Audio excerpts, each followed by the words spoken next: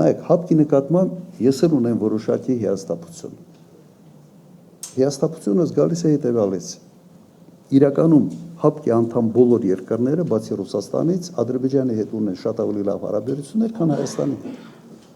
Սա արդեն խնդիր է մեզ համար։ Ինչ ենք արել մենք, որ մեր հարաբերությունները չփչացնենք հապկի հետ։ Հակառակը, արել ենք ամեն ինչ, որ այս պատկերը ստեղծվի։ Մենք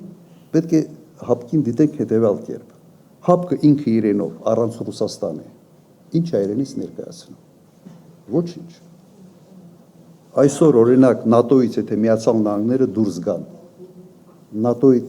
տակը ինչ է մնալու։ 80% ծախսերը Միացյալ Նահանգների ծախսերն են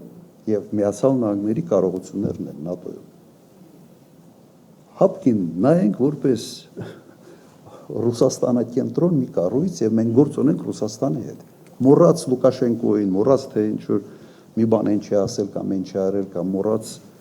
կենտրոնական Ասիայի երկրներին։